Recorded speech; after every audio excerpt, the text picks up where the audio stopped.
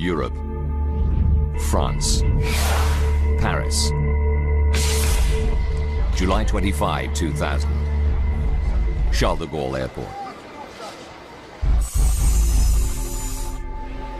12:30 in the afternoon. 100 men, women and children check in for flight AF 4590.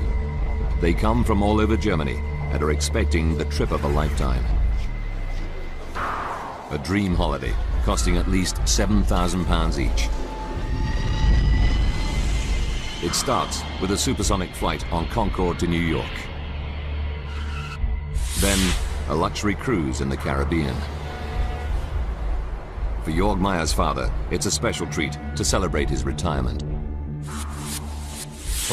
He had his 65th birthday in 2000, and he wanted this as a treat for himself and his partner. They both liked to travel, and it always had to be something a bit special. Concorde is a plane like no other, elegant, luxurious, and above all, super fast. Flying at more than 2,200 kilometers per hour, Concorde links North America to London or Paris in 3¾ hours. Concorde's unique shape, with a pencil-thin cabin and vast delta wings, enable her to race across the sky at 3 kilometers every 6 seconds. John Hutchinson has flown Concorde for 15 years. Best way of describing it is simply to say that it was a thoroughbred. It was a beautiful, responsive, powerful airplane, like, I don't know, the Kentucky Derby winner, if you like.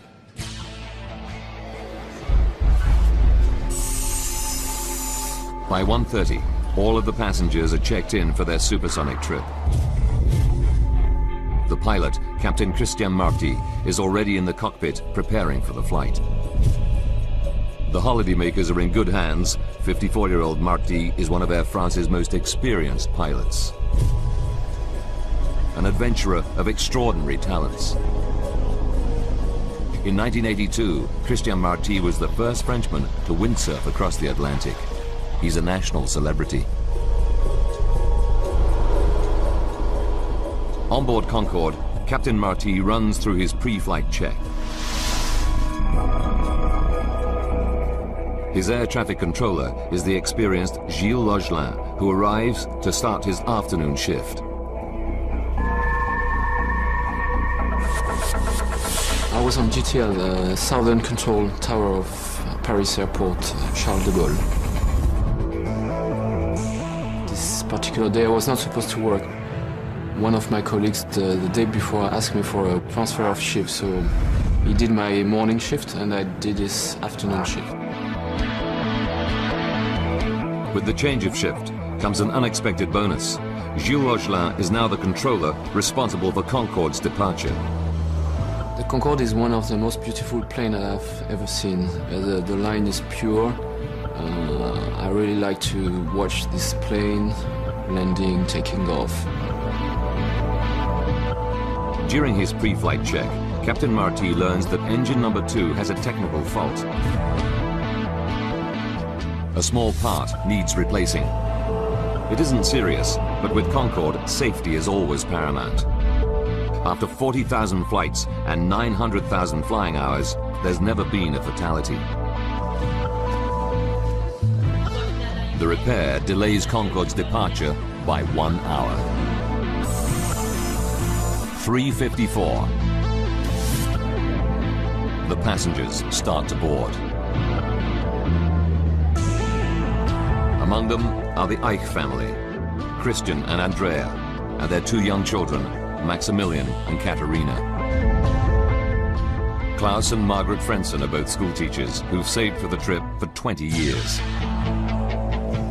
Ordinary families off on an extraordinary adventure.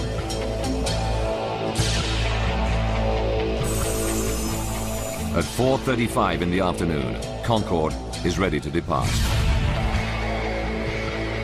Anticipation on board mounts as the supersonic jet taxis to the runway. In the control tower, Gilles Logelin clears Air France flight 4590 for takeoff on runway 26 right. It's 4:40 in the afternoon. So far, for passengers and crew, everything is normal. Captain Marty lines up the plane at the start of the runway, ready to release the power of Concorde's 4 Rolls-Royce engines. For senior pilot John Hutchinson, a moment like this is always special.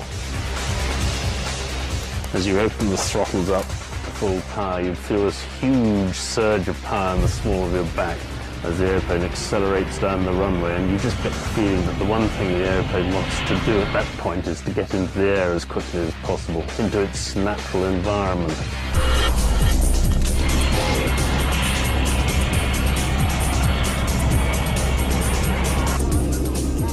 In the control tower, Gilles Augelin monitors the takeoff. I was watching the Concorde gaining power on the runway because it was so nice to see that. It's a very heavy plane, so you know the beginning is quite slow, then you gain the speed. Concorde accelerates down the 4,000-meter runway. It passes through 320 kilometers per hour. Using computer graphics, we recreate what happens next. For Gilles Augelin, it's a moment of sheer horror. Suddenly, I saw a flame just behind the body of the aircraft.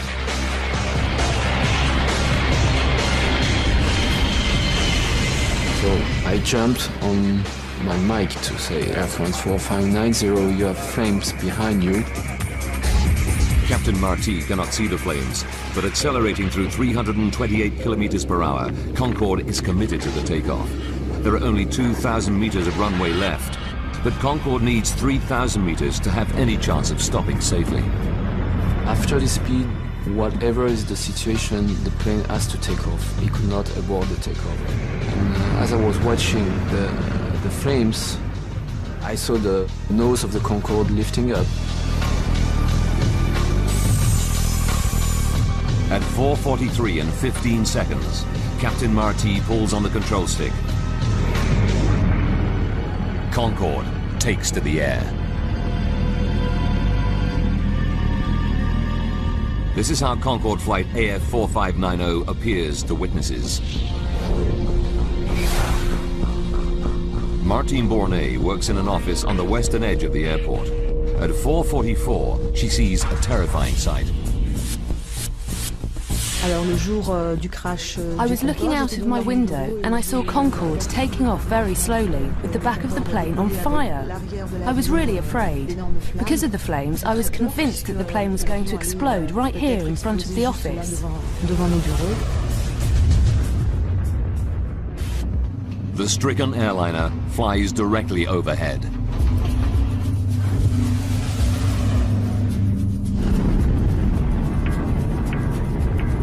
Close by where Martine works, courier Emmanuel Vermignon is driving his van past the end of the runway. When Concorde went over, I had the window open and I was wearing a polo shirt. And I can tell you that the heat the plane was belching out melted parts of my shirt and gave me little blisters. I could really feel the heat on the ground. While Captain Marty struggles with the controls to gain altitude, out of his vision, flames engulf the left wing.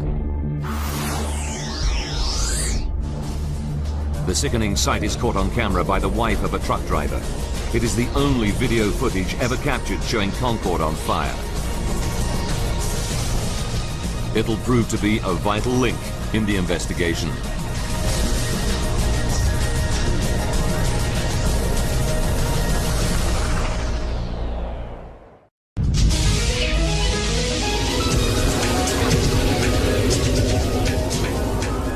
At Paris Airport, a supersonic Concorde has just taken off.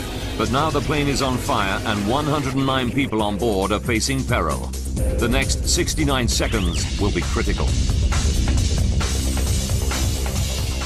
4:43 and 30 seconds. Concorde is struggling to remain in the air. It's only 30 meters off the ground and the crippled plane is on a collision course. The town of Gonesse and its 25,000 people lie directly in its path. Driving towards the petrol station she owns in Gonesse is Christine Turpin. I was returning home when I saw a plane.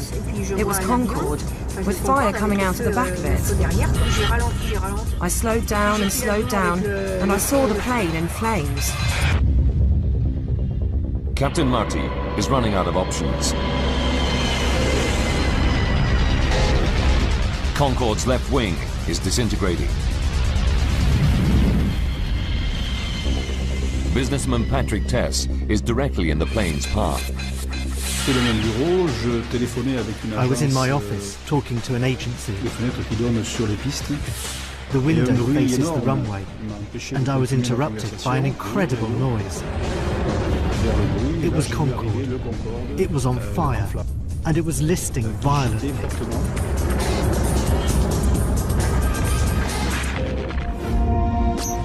Concorde lurches to the left. The plane stalls and plunges to the ground.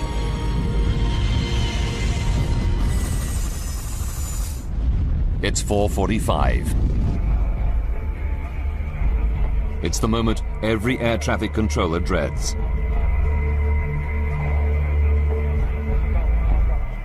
Gilles Logelin reaches for his mic.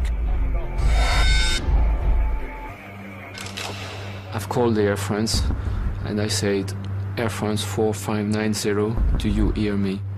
Air France 4590, me recevez-vous? I said it twice. Air France 4590, me recevez-vous? There was no answer.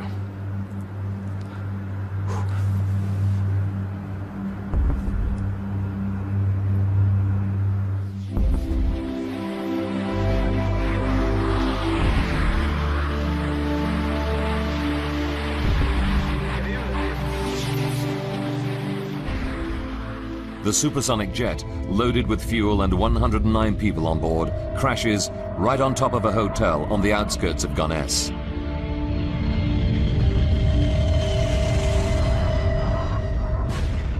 A terrifying fireball tears through the building. British teacher Alice Brooking has just checked into a first-floor room. So I went straight for the door of the room that I was in. Saw all the flames, saw there was no way out via the stairs. I leapt across the room, leapt across the bed to the window. Saw, luckily, that the receptionist was already down in the car park underneath me, and he just said, "You have to jump." At the same time, Christine Turpin also witnesses the explosion and fears the worst. It fell, and from where I was, I thought it had landed on the gas station. And I thought because my daughter and the girl who works for me were there, that they were all dead. As Christine Turpin drives in, a passenger armrest falls onto the petrol station.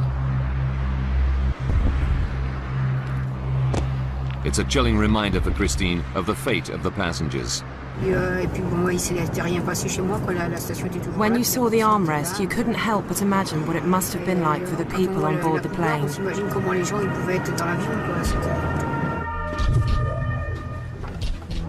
Within 8 minutes of the crash, dozens of fire engines and ambulances race to the scene. An appalling tragedy, not just for those on Concorde, but for those in the hotel. Regional Fire Chief Colonel Fabrice Chauvin leads the rescue. Whilst driving, there were many things going through my mind. The important thing for me was to divide the operation into two separate parts. One, the aircraft crash, extinguishing the fire and the rescue of any survivors. And two, organising treatment for the wounded before they're evacuated to hospital. The intensity of the fire is so great that it'll take 3 hours to bring it under control. As these TV news images show, the charred remains of the airliner and the hotel are unrecognizable. The rescue attempts are futile. 113 people die, 4 from the hotel and 109 passengers and crew in Concorde.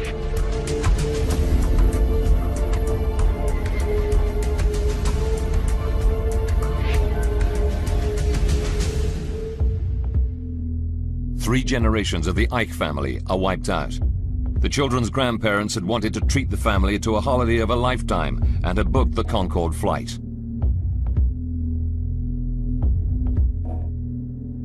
Schoolteachers Klaus and Margaret Frenson had saved for 20 years to fly on Concorde.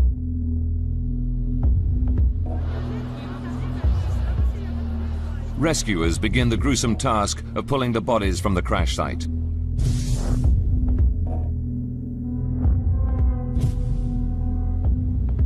One of the hotel workers to die is a 19-year-old student, Kenza Rashid. She joined the staff of the Hotelissimo only the day before the crash to earn some holiday money. Another victim is chambermaid Devrani Chandang Singh. She dies leaving behind her 2 children. Most of the bodies are burned beyond recognition, and the forensic pathologists can only identify victims by their dental records.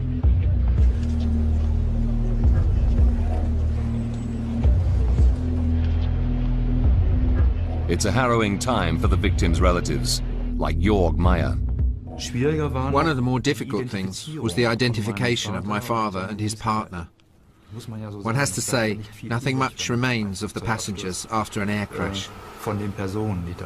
That was difficult. Jörg will have to wait 2 weeks before pathologists identify the remains of his father. That's how long we had to wait. You can imagine that that's not exactly easy, day after day.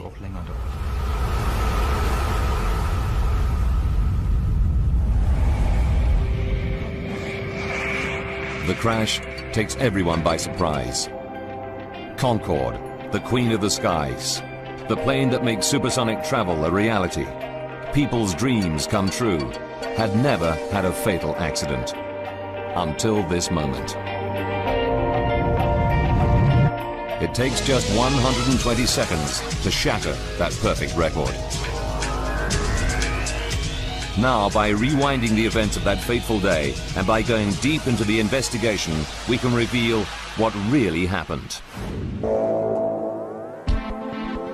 Cutting-edge computer simulation will take us where no camera can go, into the heart of the disaster zone.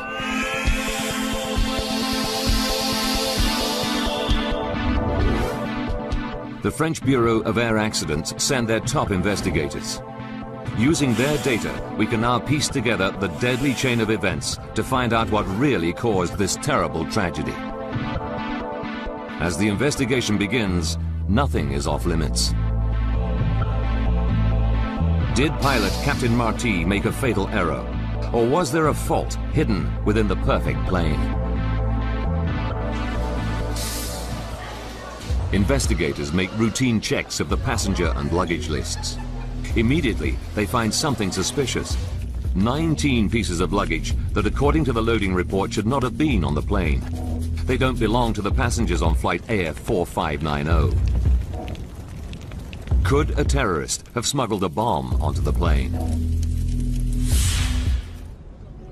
It wouldn't be the first time.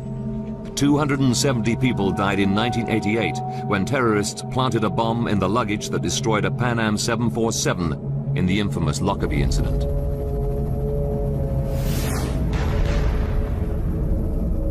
At Gonesse, investigators divide the Concorde crash site into a grid in order to make a meticulous search.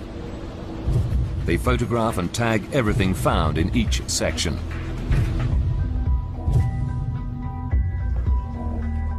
It's a painstaking process, which takes 4 weeks. Then, every bit of wreckage is taken away for identification and analysis. 3 hangars at Le Bourget, another Paris airport, become their final resting place.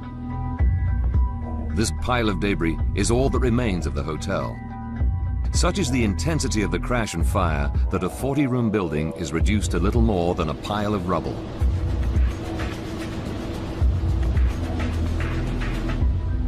And this is what remains of Concorde. One of the world's finest examples of modern engineering is now just a tangled heap of charred rubber, aluminium, melted plastic, and fractured hydraulics. The French investigators separate and identify every fragment. Among these burned remains lie the crucial clues to the cause of Concorde's crash.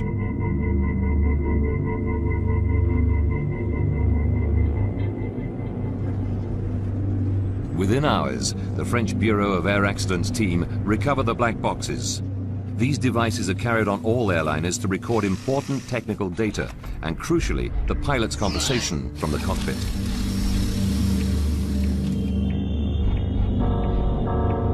They analyze the black boxes. They hear no sound of an explosion. It's clear to them terrorism is not to blame. The investigators are forced to look for a new lead. They focus on the last-minute engine repair Captain Marty orders just before takeoff. They know Concorde returned from New York the previous day with a faulty thrust reverser on engine number 2. Thrust reversers help to slow the planes down after they've landed. Investigators analyze the flight data recorder closely, but find no evidence that a faulty thrust reverser could cause the accident. The pressure to find an answer increases. Until they do, the French authorities ground all Air France Concorde flights. The spotlight is now on the 120 seconds from the start of Concorde's final takeoff. Captain John Hutchinson has flown hundreds of Concorde takeoffs. Now, once you've lined up on the runway, the captain will then punch on the stopwatch and open the throttles fully. The captain's job is to keep straight down the runway. The co-pilot's job is to do the speed calls.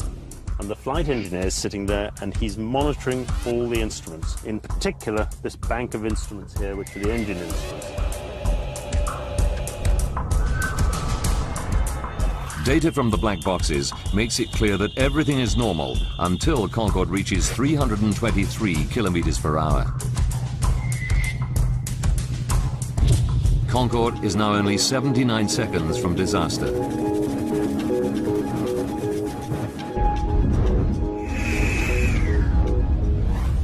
Data recorders reveal a sudden loss of power in both engines under the left wing.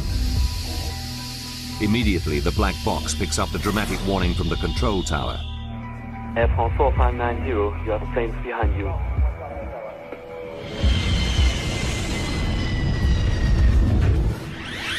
Despite the warning, pilot Christian Marty has passed the point of no return. There's not enough tarmac to stop safely. He has to take off.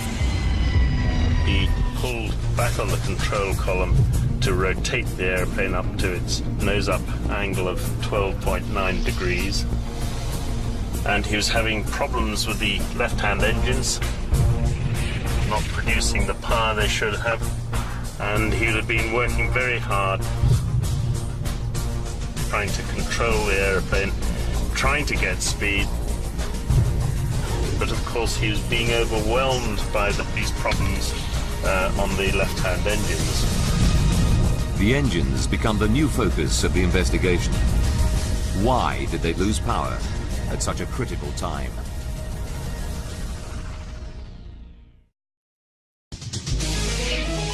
Just 2 minutes into its journey, Air France Concorde flight AF 4590 crashes, killing 113 people. A devastating blow to the world's first supersonic airliner.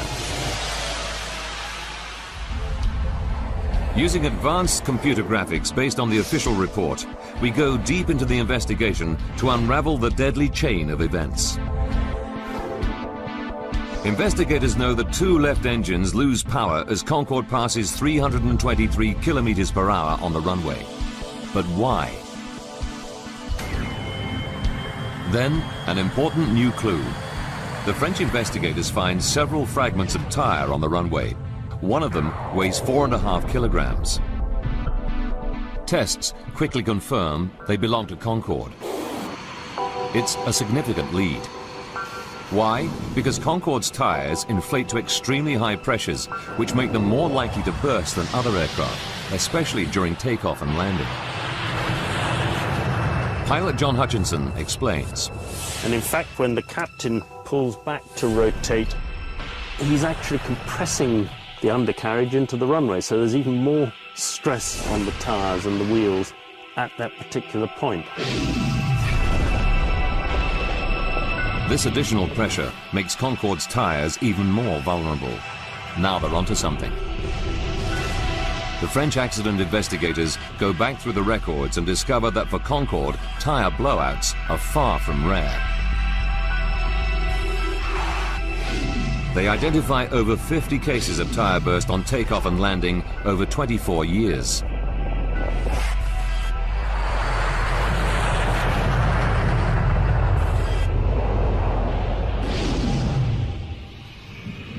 One of the worst incidents involved another Air France Concorde, this time at Washington's Dulles Airport in 1979. Bill Lightfoot was a passenger on Concorde that day. I could see a big ragged hole in the wing with like pieces of aluminum or metallic alloy and a lot of liquid pouring out of that of the hole that had been ripped in the wing. The official report into this accident found that the tire burst during taxiing. Then the exposed metal wheel got very hot and exploded just before takeoff.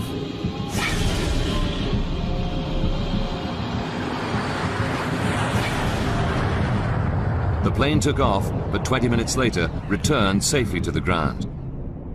The plane survived this scare, but it caused a major overhaul of tire safety. Concorde engineers installed sensors to detect underinflated tires, modified inspection procedures for wheels before every flight, and most importantly, as aviation expert David Learmont explains, developed stronger tires that can carry twice their normal load. The requirement was that in test flights, you should be able to have a complete tyre blowout during the takeoff run, and that you should be able to complete the takeoff with no tyres left. And that is what the wheels subsequently were, and never again did a wheel fail. That is, until 18 years later in Paris, when something goes very wrong. Despite all the safety measures, one of Concorde's tires explodes in fragments. Investigators dig deeper. They re-examine all the debris found on the runway and then make the most important discovery of the investigation.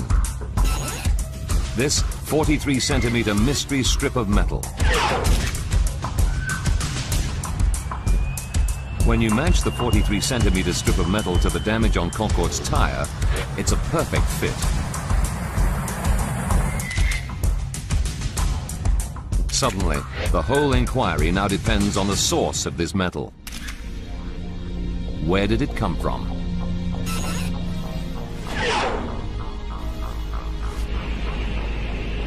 It takes 5 weeks of painstaking detective work, comparing it to the thousands of parts that make up aircraft. Then, a breakthrough. They discover the metal strip comes from the engine mounting of a DC-10. The flight log from Paris reveals a Continental Airlines DC-10 took off 5 minutes before Concorde.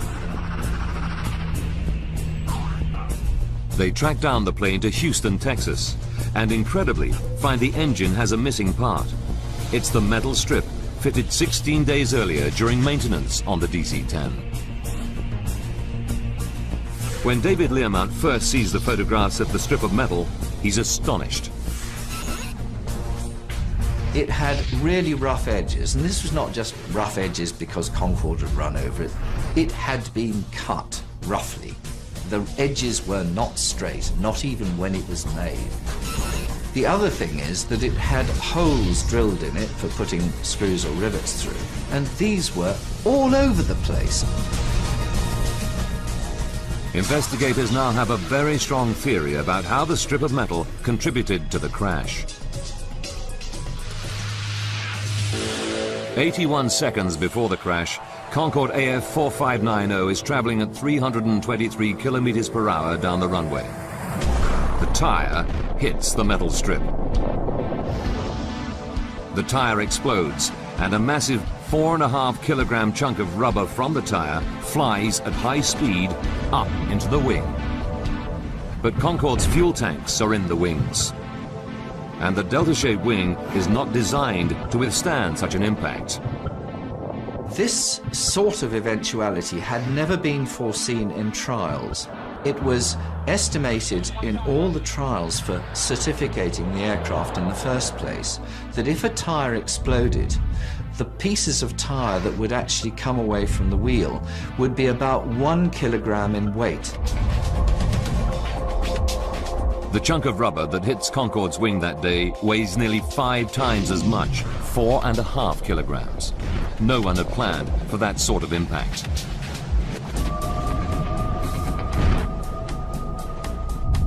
What's more, you can match the large rubber fragment of the tire with a dent on the wing. But surprisingly, the wing is not punctured at that point. So, if the heavy chunk of rubber hadn't punctured the wing, what made the fuel leak out? The piece of tire which actually hit the wing and did the damage was so big and so flat that although it was so heavy, it didn't go through the wing at all. And it caused such a shock wave to go through the fuel that it actually blew a plug of wing tank skin outwards. The shock was that bad.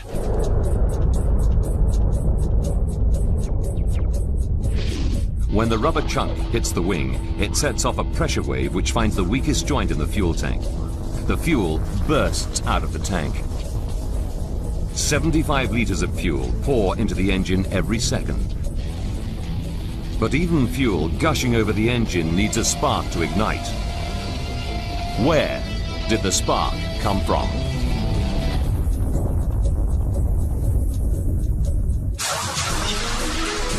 Air France Concorde AF 4590 crashes after takeoff from Paris Charles de Gaulle Airport.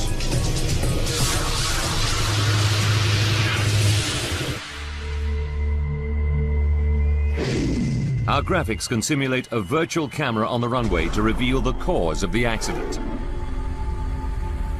As the plane hurtles down the runway, a rogue strip of metal bursts a tire.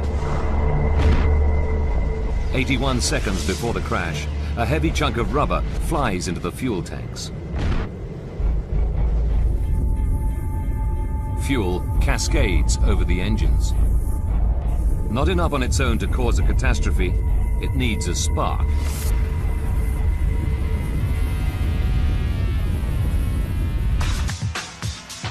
From the cockpit voice recorder, we know that the pilots have trouble with the landing gear on takeoff.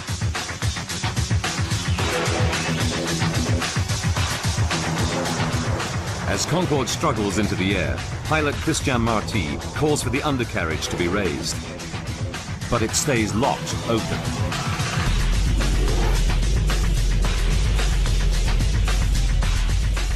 The only video footage ever taken of the doomed flight provides further evidence. It shows the undercarriage in the down position. What stopped the wheels from retracting? The most likely explanation can be seen in this computer simulation.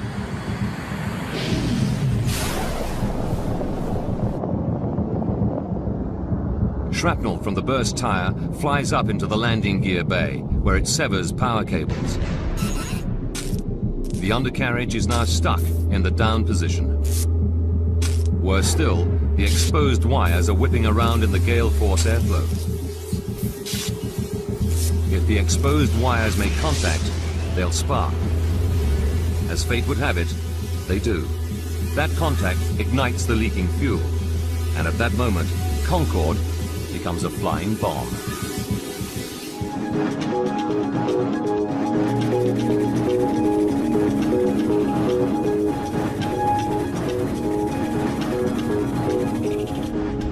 We can now tell you what it must have been like for Captain Marty in the cockpit. From the pilot's seat, he can't see the flames. All he knows is that Concorde is losing power in engine number 2 just at the moment of takeoff. 1 second later, the control tower alerts him to the fire. Air France 4590, you have planes behind you. Computer graphics show how Concorde would have looked. Now, to make matters even worse for Captain Marty, the #1 engine is losing power as well. Events are conspiring against him. Aviation safety expert David Learmount explains why. There was a fantastic gush of fuel out of this quite large hole. It was literally drowning out that engine, which gradually lost power and finally went out. So the pilots were left with 2 engines when they're normally accustomed to having 4. It couldn't happen at a worse time. Captain Marty needs maximum power, and there's not enough runway left to stop. He wrestles Concorde into the air. Cockpit voice recordings reveal that at 4:43 and 22 seconds, the engine fire alarm sounds. And 3 seconds later, the captain shuts down engine #2.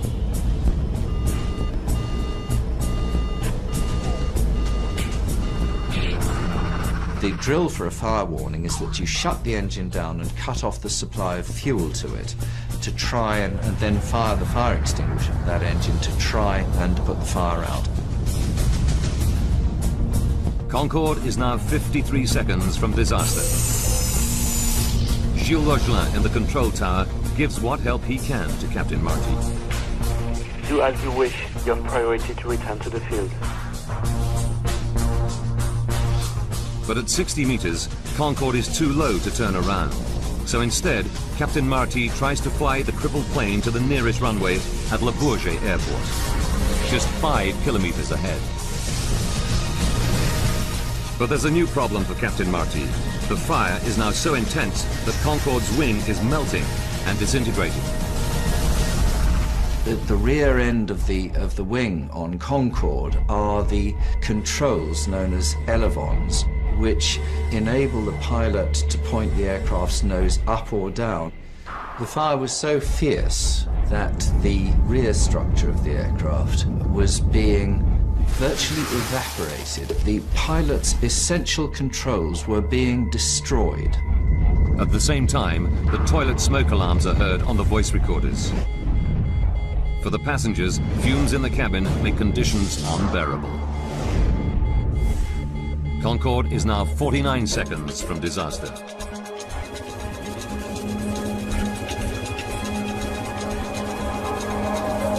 In the cockpit, Christian Marty battles with the controls, trying to gain speed and height.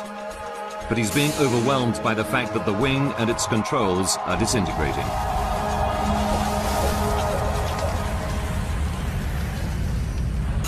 "33 seconds. The engine fire alarm sounds again and remains on for the duration of the flight. Captain Marty runs out of options. Even the runway at Le Bourget, now only 3 kilometers away, is out of reach. With just 11 seconds left, the control tower hears Christian Marty's final words. Too late. No time.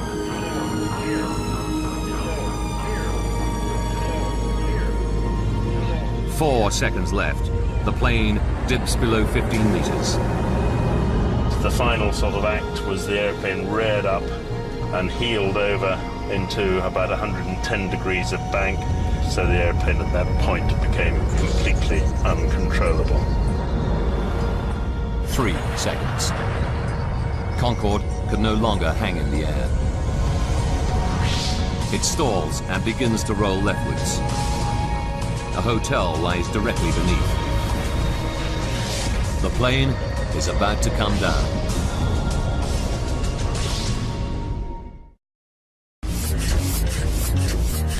Just 118 seconds after Concorde begins accelerating down the runway, 109 people are staring death in the face.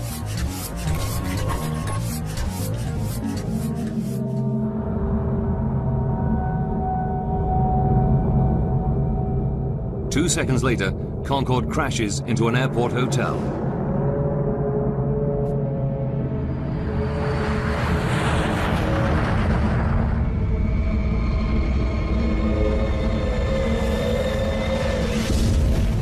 All 100 passengers and 9 crew on board are killed, as well as 4 people in the hotel. Air traffic controller Gilles Lochelin started Concorde on its fateful flight, and he is a witness to those terrifying final seconds. I knew that everything was finished. I knew that that it was the confirmation of a reality that I didn't accept, in fact. And because until this moment, I still had the belief that it was not true, that it was not the reality. So it gave me the point, I think. It gave me the reality that it was over, that's what could not happen has happened, that it was a real crash. Concorde, the world's only successful supersonic airliner, has its perfect 25-year safety record destroyed in just 120 seconds. It's a crash of unimaginable horror. The passengers had only a few seconds to prepare for death. Lawyer Christoph Wellens speaks for the victims. I think the passengers realized early on that something was wrong with the aircraft. The plane didn't climb. Then a wing caught fire. It flew at low altitude just above the ground. Then the plane started turning over. I think the passengers knew very early on that something terrible was about to happen, and that they must have been preparing to die. 2 days later, relatives are allowed to lay flowers at the crash site.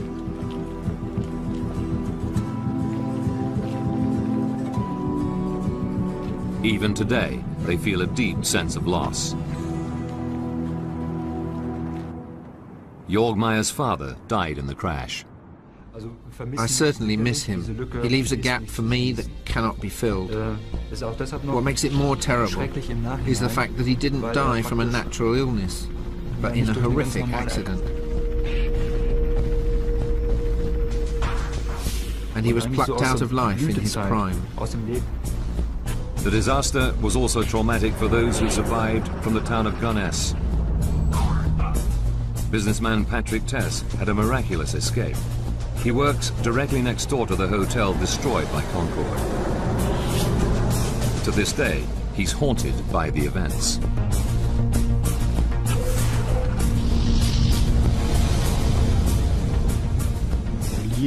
Well, of course the crash had an effect on me.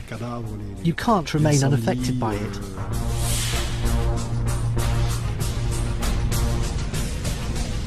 To see what I saw, the bodies, the fire, the injuries, it's awful. The smell of burning flesh is just terrible.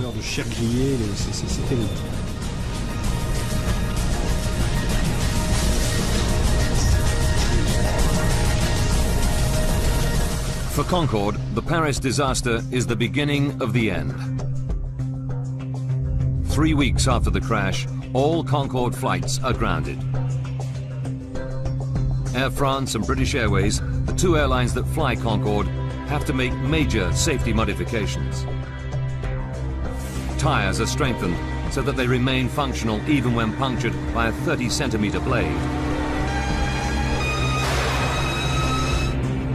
Engineers encase the fuel tanks with bulletproof Kevlar liners to resist puncture.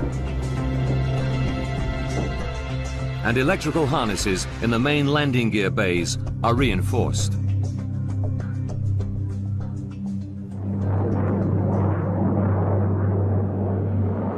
But Concorde was never to regain her former glory. 14 months after the crash, Concorde passenger flights resume. But the cost of maintaining and upgrading the aging fleet is too great. Passenger numbers decline sharply. On the 24th of October 2003, Concorde carries passengers for the last time. The first era of supersonic passenger travel is at an end. Concorde is now just a museum relic. That fateful July afternoon in Paris is due to a critical chain of events. A rogue strip of metal on the runway punctures a tire, propelling part of the wheel into the wing. A pressure wave causes fuel to erupt from the tank and debris to fly into the undercarriage, where it severs an electrical wire.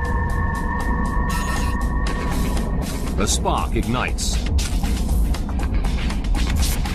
triggering an inferno at the point of takeoff, a crucial time.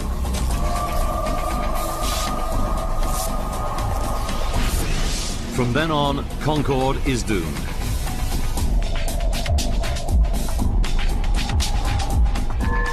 A chain of events no one could have predicted that ultimately brings about its destruction. Start his afternoon shift.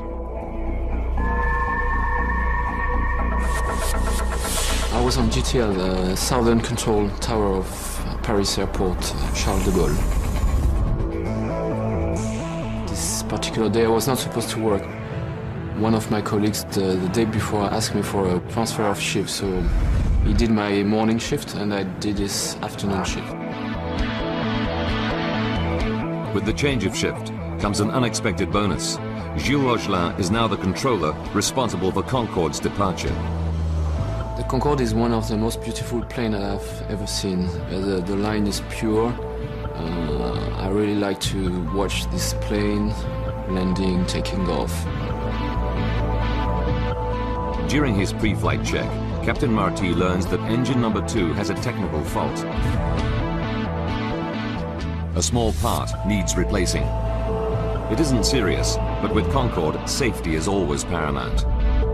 After 40,000 flights and 900,000 flying hours, there's never been a fatality.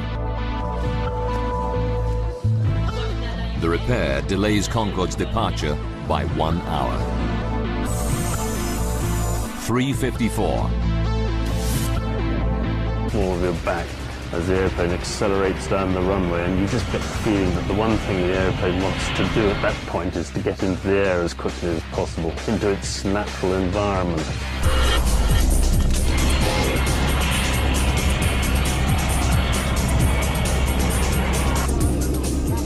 In the control tower, Gilles Rogelin monitors the takeoff. I was watching the Concorde gaining power on the runway because it was so nice to see that. It's a very heavy plane, so you know the beginning is quite slow, then you gain the speed. Concorde accelerates down the 4,000-meter runway. It passes through 320 kilometers per hour. Using computer graphics, we recreate what happens next. For Gilles Rogelin, it's a moment of sheer horror. Suddenly, I saw a flame just behind the body of the aircraft.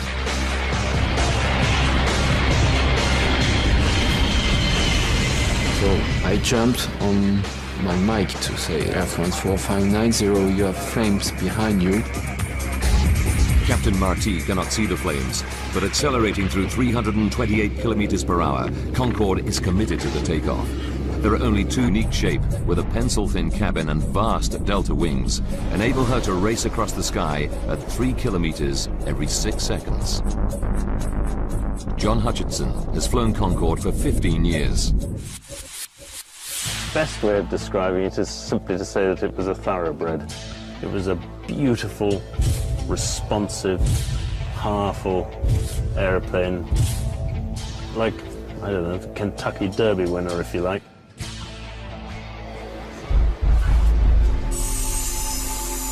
By 1:30, all of the passengers are checked in for their supersonic trip. The pilot, Captain Christian Marty, is already in the cockpit preparing for the flight. The holidaymakers are in good hands. 54-year-old Marty is one of Air France's most experienced pilots. An adventurer of extraordinary talents. In 1982, Christian Marty was the first Frenchman to windsurf across the Atlantic. He's a national celebrity. On board Concorde, Captain Marty runs through his pre-flight check. His air traffic controller is the experienced Gilles Rogelin, who arrives to start Europe, France, Paris, July 25, 2000. Charles de Gaulle Airport. 12:30 in the afternoon. 100 men, women and children check in for flight AF 4590. They come from all over Germany and are expecting the trip of a lifetime. A dream holiday costing at least £7,000 each. It starts with a supersonic flight on Concorde to New York. Then a luxury cruise in the Caribbean. For Jörg Meyer's father, it's a special treat to celebrate his retirement. He had his 65th birthday in 2000, and he wanted this as a treat for himself and his partner. They both liked to travel, and it always had to be something a bit special. Concorde is a plane like no other, elegant, luxurious, and above all, super fast. Flying at more than 2,200 kilometers per hour, Concorde links North America to London or Paris in 3 3/4 hours. Concorde's the passengers start to board. Among them are the Eich family, Christian and Andrea, and their 2 young children, Maximilian and Katerina. Klaus and Margaret Frenson are both school teachers who've saved for the trip for 20 years. Ordinary families off on an extraordinary adventure.